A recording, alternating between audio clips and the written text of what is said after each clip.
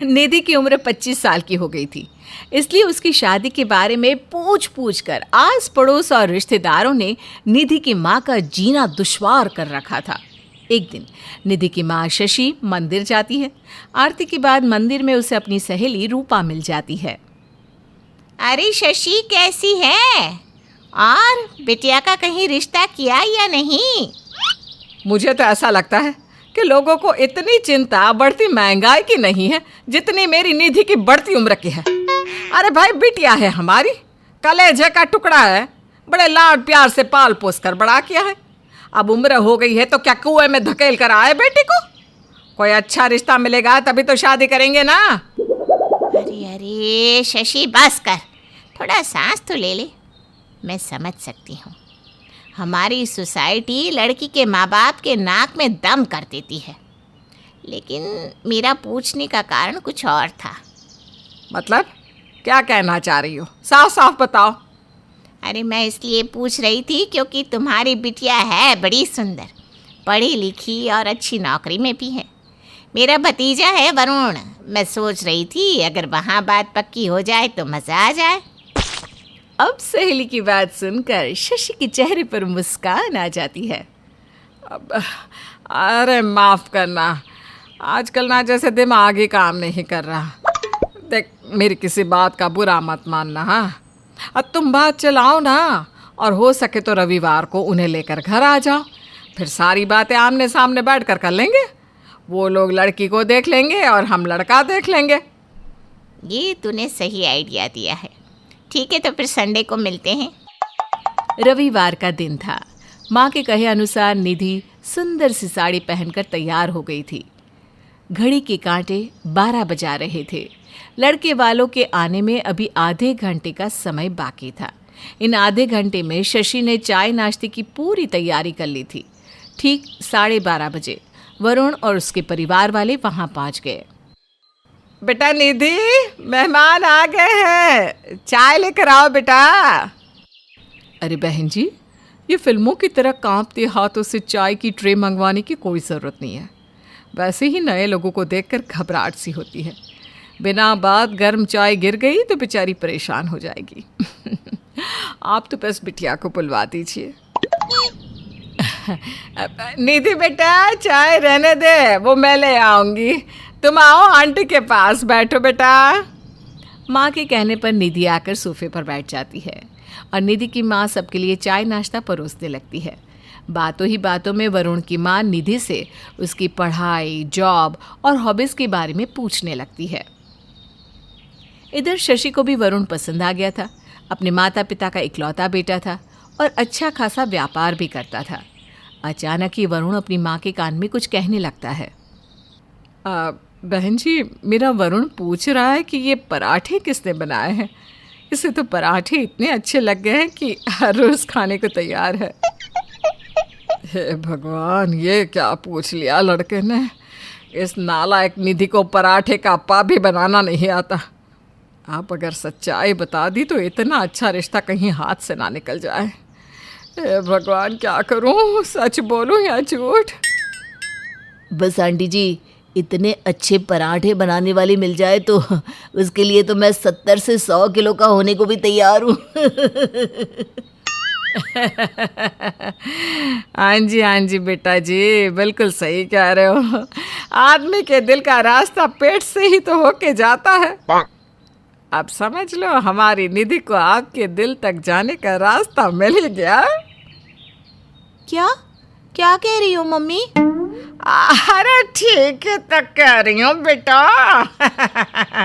तू रोज ऐसे ही बढ़िया बढ़िया पराठे बनाकर सबको खिलाना और वरुण के दिल पर राज करना, राज। पराठों की बात में सब ऐसे उलझते हैं कि बाकी सब बातें भूल वरुण के पराठा प्रेम पर ही चर्चा होने लगती है। वरुण तो उसी पल शादी के लिए तैयार हो गया जब उसे पता चला कि पराठे निधि ने बनाए हैं। लड़के वालों के जाने की बाद उन लोगों के सामने झूठ का पहाड़ खड़ा तो कर दिया, लेकिन अब तू मेरी बात का मान रख ले। बस सबसे पहले पराठे बनाना सीख ले, ससुराल जाकर मेरी नाक मत कटवा देना। अरे मम्मी, मुझसे गोल रोटी तो बनती नहीं। आपने भी पता नहीं क्या मुसीबत मेरे गले बांध दी। क्या जरूरत थी झूठ बोलने की? अरे ज्यादा से ज्यादा क्या हो जाता? शादी के लिए मनाही तो कर देते ना, तो कर लेने देते। कम से कम मेरी जान तो आफत में नहीं आती।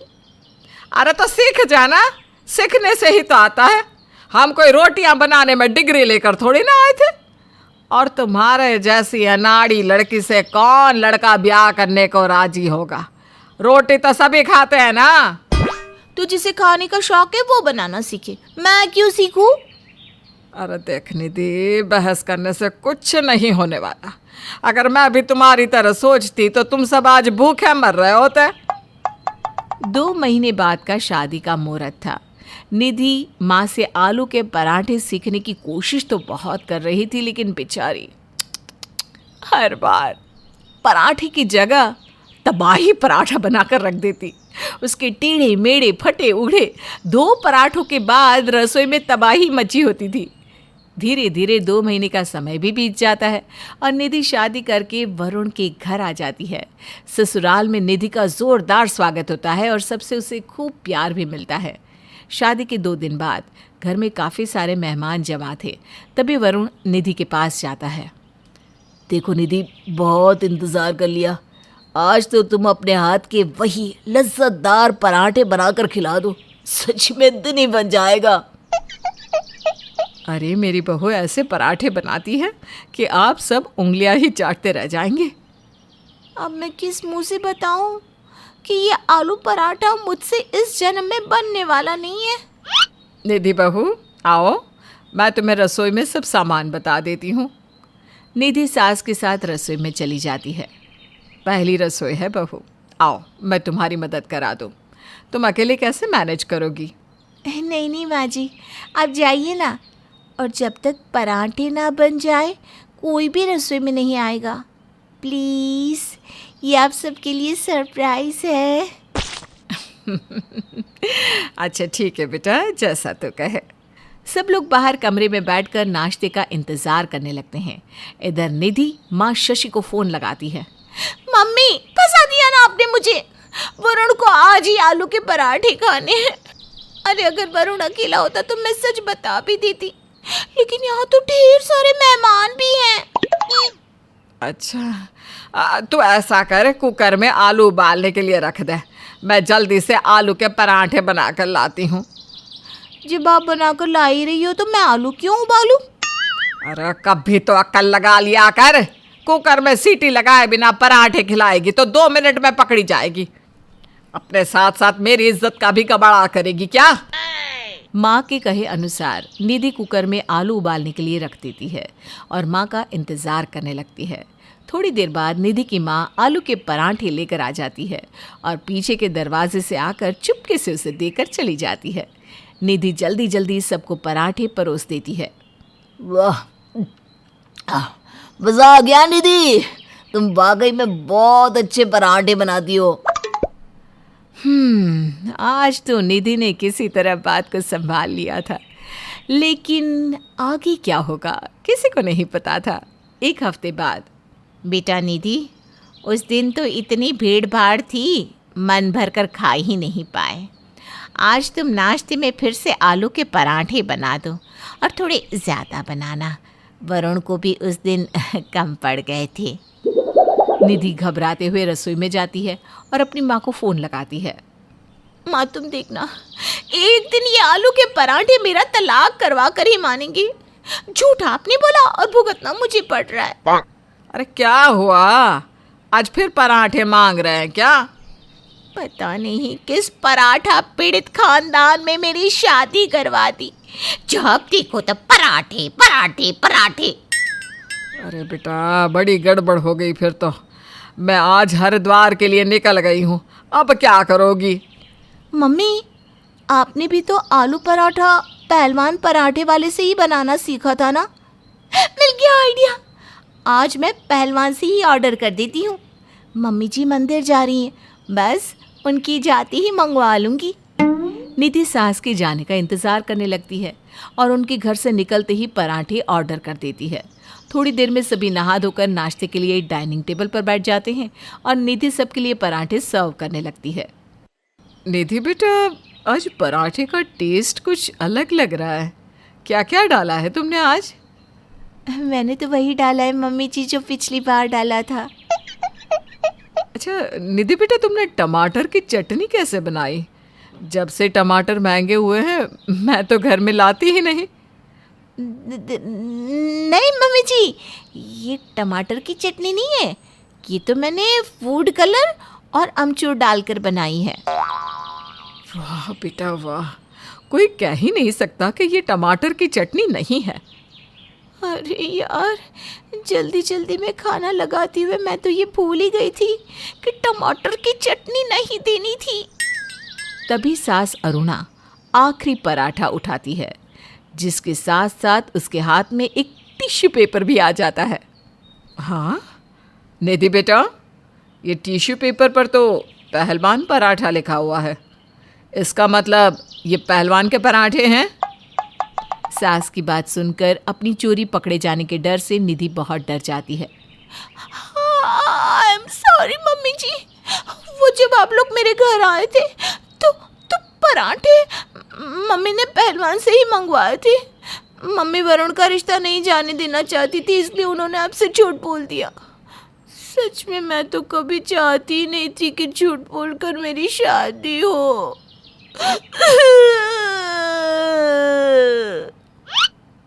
बेटा, वरुण की शादी एक लड़की से हुई है, आलू के पराठे से नहीं। और मुझे तो तुम पहली नज़र में ही भाग गई थी। तुम बिल्कुल परेशान मत हो। आओ, मैं तुम्हें पराठा बनाना सिखाती हूँ। अरे माँ, लगता है हमारा मजाक इसने ज़्यादा ही सीरियसली ले लिया। और उस दिन के बाद निधि अपनी सास को माँ की तरह समझने लगती है और कभी भी उनसे झूठ नहीं बोलती। बादाम बादाम अरे कच्चा बादाम, ये वाला गाना तो सुना है ना। माना इस गाने ने सारे रिकॉर्ड तोड़ डाले, लेकिन रिकॉर्ड के साथ और भी बहुत कुछ टूटा है। क्या तोड़ दिया बहू? अरे ये किसने गाया है कच्चा बादाम? जरूर उसी पर नाच रही होगी। उधर बहू जल्दी से किचन की सारी टूटी प्लेट बटोरने में लगी रहती है। तभी सास आ जाती है। फिर तोड़ दी प्लेट? अरे कितनी मुश्किल से मेरा बेटा ऑफिस से चुरा चुरा कर महंगी कटलेरी लाता है, और तू है कि नाच नाच कर सब तोड़ देती है। माँ जी, वो न जाने किसने बदमाशी की है। अरे मैं तो काम कर रही थी किचन में, पता नहीं खिड़की से किसने कच्चा बादाम बजा दिया।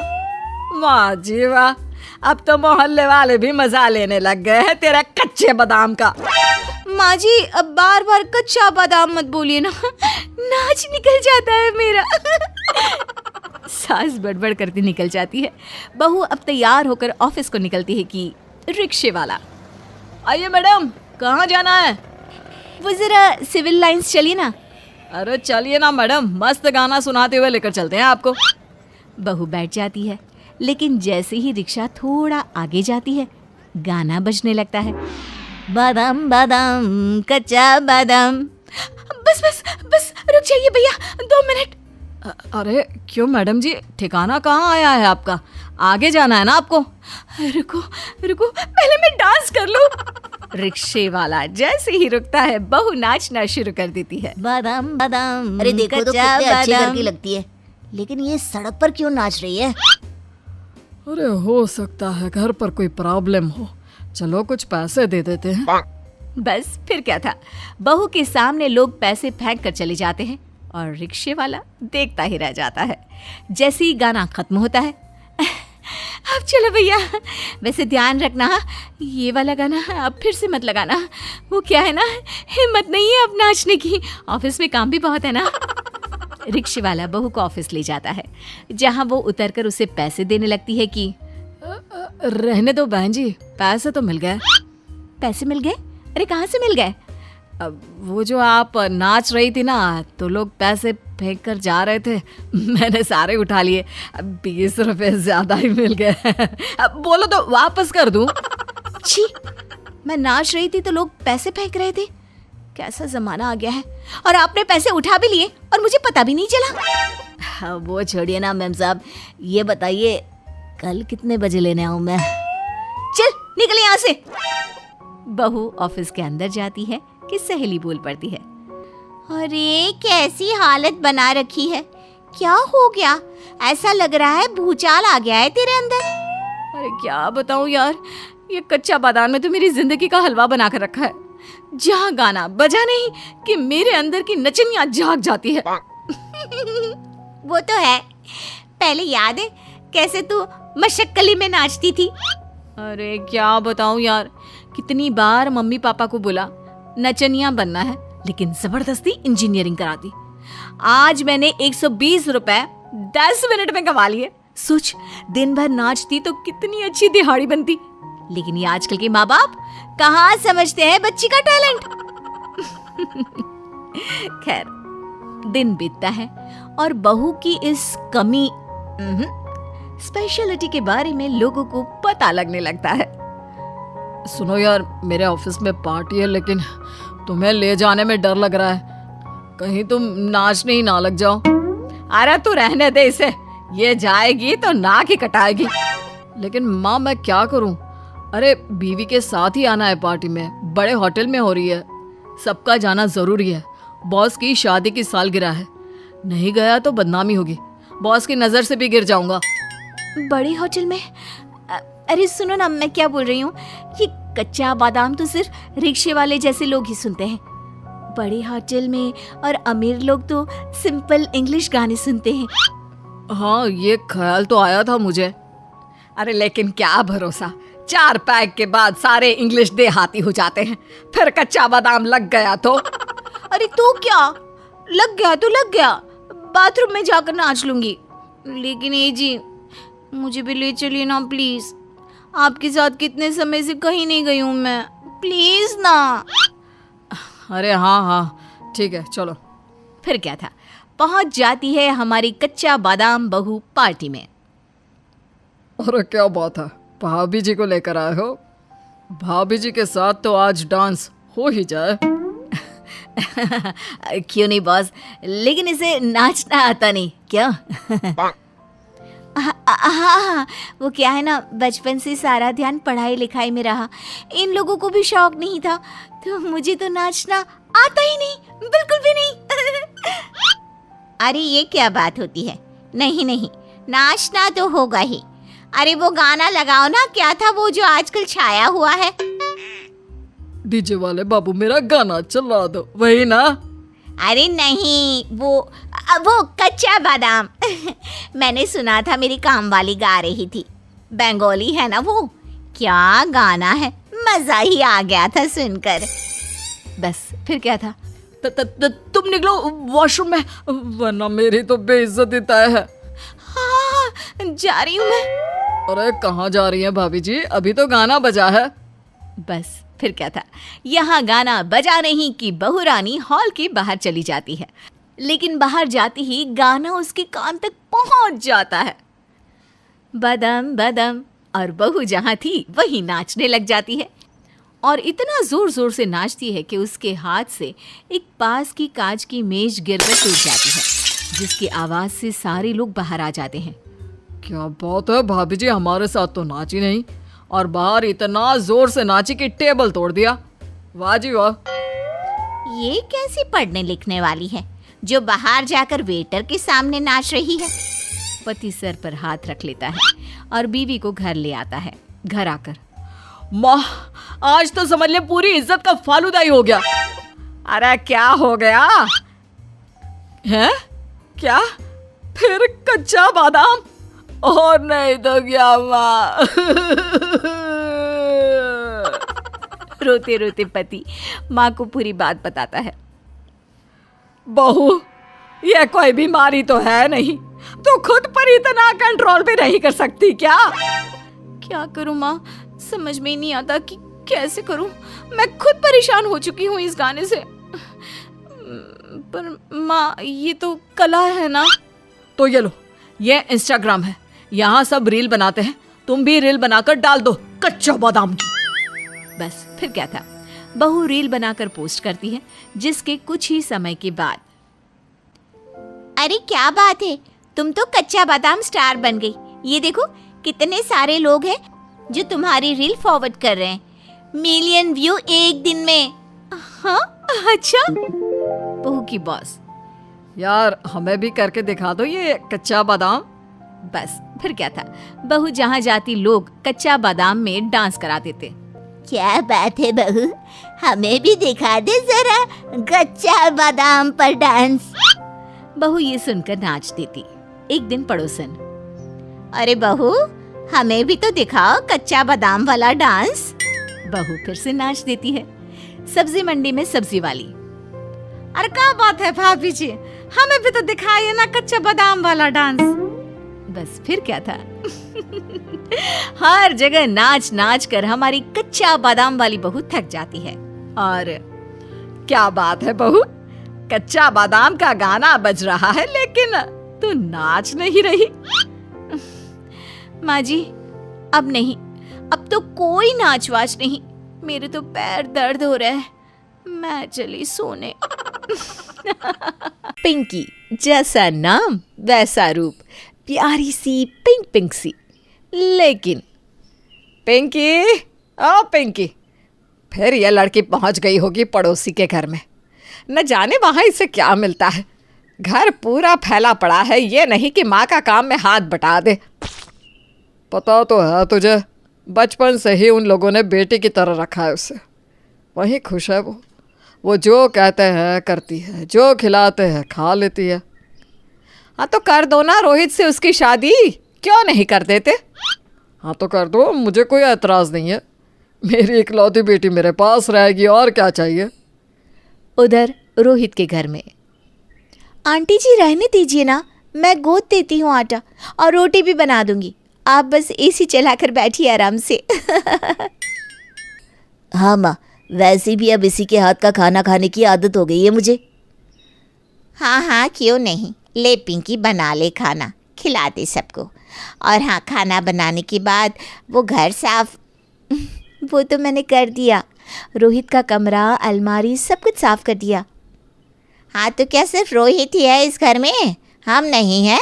हाँ हमारा कमरा और जहाँ तू मुझे बैठकर एसी की हवा खाने को बोल रही है वो कौन साफ करेगा? पिंकी घर देखती है। हाय रे, इतना गंदा घर। लेकिन रोहित के प्यार में डूबी पिंकी को तो कुछ फील ही नहीं होता। वो जल्दी से किचन का काम खत्म करके लग जाती है रोहित का घर साफ करने में। उधर रोहित के पिता, क्यों बेचारी से इतना काम करवाती हो?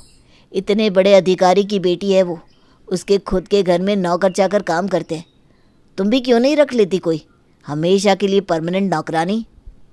रोहित के पिता और माँ बात ही कर रहे होते हैं कि पिंकी आ जाती है। कैसी बात कर रहे हैं अंकल? परमानेंट नौकरानी, वो भी मेरे होते हुए? मैं हूँ ना, कौन सा काम रुक रहा है बताइए तो ज़रा। और नहीं तो क्या, सही तो बोल रही है। और आजकल परमानेंट नौकरानी 8 से 10 हज़ार से कम की नहीं आती। क्यों, उतने में तो क्या? उतने में आ जाती है रोहित की बहन। उतने में मैं तो खूब सारी शॉपिंग कर लूँगी। क्यों? रमा तुम उठ गई, चाय पी ली क्या? मैंने तुम्हारे बेड के पास ही रख दी थी। हाँ, वैसे भी 5 साल हो गए, तुम्हारे हाथ की चाय के बिना तो उठा ही नहीं जाता मुझसे। तभी पिंकी की माँ आ जाती है पिंकी को बुलाने के लिए। पिंकी, अरे ओ पिंकी। जैसे ही रोहित की माँ पिंकी की माँ की आवाज़ सुनती है, हाथ में पकड़ा नींबू पानी का ग्लास पिंकी के हाथ में दे देती है। पियो पियो पिंकी, चैन से पियो। कैसा लग रहा है? अब एसी ऑन कर दो पिंकी के लिए, कहीं उसे गर्मी ना लग रही हो। पिंकी की माँ ये सब देखकर खुश हो जाती है। क्या बात है, तभी मेरी पिंकी इस घर में भाग कर आती है। बड़े नींबू पानी पिए जा रहे हैं। अरे चल घर बेटा, कुछ खा ले। तभी रोहित की माँ पिंकी के हाथ में काजू बादाम रख देती है।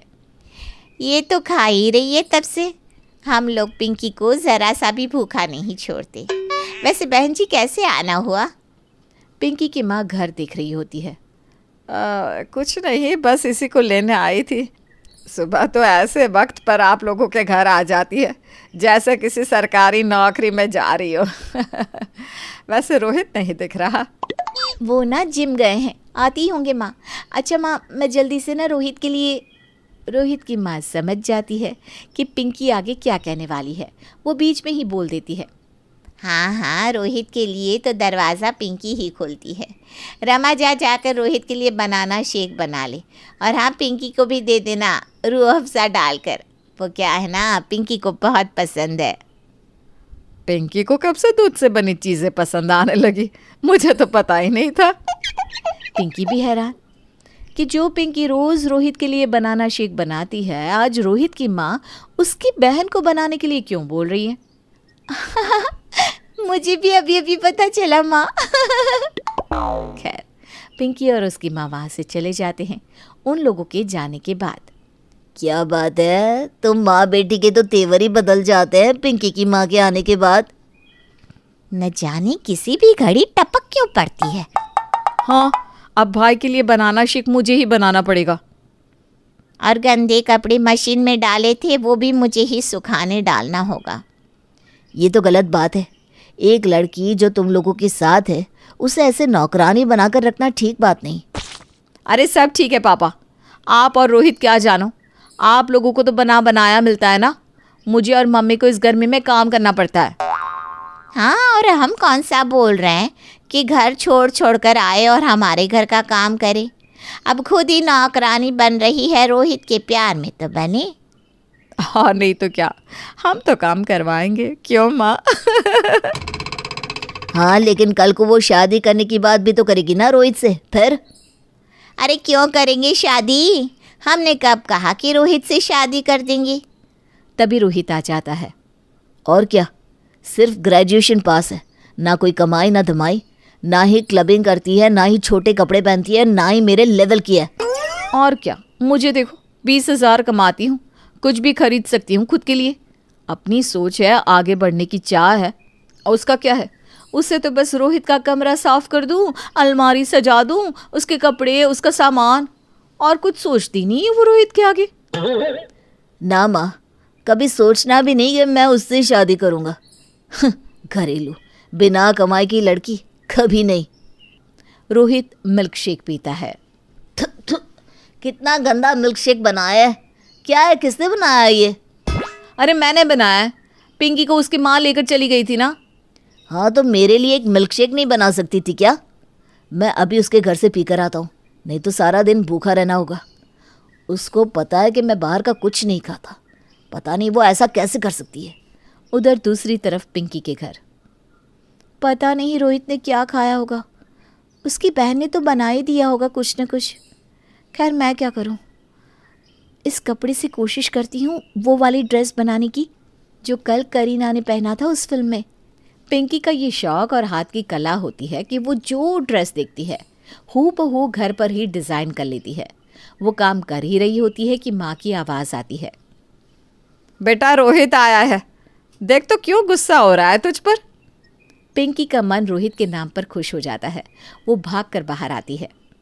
क्या है ये, सारा दिन तुम कपड़े ही सिलती रहो। ये कपड़ा छोड़ो और मेरे लिए मिल्क शेक बना दो जल्दी से। पिंकी की माँ देखती है और मुस्कुरा देती है। पिंकी मिल्क शेक रोहित को देती है, वो पीता है और चला जाता है। पिंकी अपने काम में लग जाती है। धीरे धीरे वो दिन भी आ जाता है जब पिंकी की माँ ये सोच लेती है कि अब वो पिंकी का रिश्ता लेकर रोहित के घर जाएगी। नहीं जी नहीं, कैसे आपने ये सोच लिया? अरे रोहित को देख रहे हैं, कितनी एडवांस सोच का लड़का है। उसे तो कोई प्रोफेशनल लड़की चाहिए। हमें पिंकी जैसी घरेलू नहीं, बल्कि हमारी रमा जैसी कमाऊ बहू चाहिए। कैसी बात कर रही है? सभी को पता था कि दोनों एक दूसरे को पसंद करते हैं। नहीं आंटी, मैं तो पिंकी को फ्रेंड मानता हूँ बस। माँ बाप दुखी होकर घर आते हैं और पिंकी को सारी बात बताते हैं। पिंकी रोने लगती है। देख बेटा, ये तो तेरी ही गलती है, अपने बारे में तूने नहीं सोचा। सारा जीवन एक ऐसे रिश्ते के लिए लगा दिया जो इतना प्रैक्टिकल सोचते हैं। अपना काम करो बेटा, और हम तुम्हारे लिए ना रोहित से भी अच्छा लड़का देखेंगे। पिंकी भी इसी को अपना धर्म और कर्म मान लेती है और फैशन डिज़ाइनिंग के काम पर लग जाती है। वो बहुत अच्छा काम करती है। सोशल मीडिया में उसके बनाए कपड़े बिकने लगते हैं, खूब कमाती है। वहीं दूसरी ओर रोहित के घर। माँ, मेरी शर्ट गंदी हो गई है और मेरे पैंट का बटन भी टूट गया है। ये सब आप लोग क्यों नहीं देखते? अरे ये पिंकी ने कभी देखने ही नहीं दिया। पैसे बेटा मैं बिना थक जाती हूँ, काम इतना बढ़ गया है, अब तो पिंकी भी नहीं आ रही। माँ, नौकरानी तो रख ली है ना, उससे काम नहीं होता क्या? अरे कोई नहीं पसंद करता उसके हाथ का खाना, सबको पिंकी की आदत हो गई है। रोहित को ही देख ले, कितना सुंदर लगता था, पिंकी कितना ख्याल रखती थी, अब तो चूसा आम लगने लगा है। रोहित भी महसूस करता है कि उसके जीवन में पिंकी का कितना इम्पोर्टेंट रोल है। लेकिन क्या वो सिर्फ नौकरानी थी? नहीं, पिंकी ने उसे संभाला था। वो सोच लेता है कि वो पिंकी से शादी करेगा और उसे रानी बनाकर रखेगा। उधर पिंकी। पापा मम्मी देखो, मैंने ये कटरीना वाली ड्रेस बनाई है, छोटी है लेकिन कैसी लग रही है? छोटी सी पिंक ड्रेस में पिंकी बिल्कुल प्यारी सी डॉल लग रही थी। बिल्कुल गुड़िया लग रही है, छोटी सी चाबी वाली गुड़िया। पिता की बात सुनकर पिंकी जोर जोर से हंसने लगती है। हंसती हुई पिंकी की नज़र अचानक से सामने खड़े रोहित पर पड़ती है। रोहित भी छोटी सी ड्रेस में पिंकी को देखता ही रह जाता है। उसने कभी पिंकी को ऐसे नहीं देखा था। पिंकी, तुम तो बहुत प्यारी लग रही हो। तुम्हारे सामने तो सारी लड़कियां फेल है। बहुत प्यारी लग रही हो। पिंकी, मैं तुमसे शादी करने को तैयार हूँ। जो कुछ हुआ उसके लिए सॉरी। नहीं, अब मैं तुमसे शादी नहीं करूँगी। माँ, मैं कमरे में जा रही हूँ, मेरे ऑफिस का वक्त है। अब मैं काम वहाँ करूँगी जिस काम में मेरी कद्र हो, ना कि मैं जहाँ नौकरानी बनकर रह जाऊँ। पिंकी चली जाती है और रोहित वहीं खड़ा रह जाता है।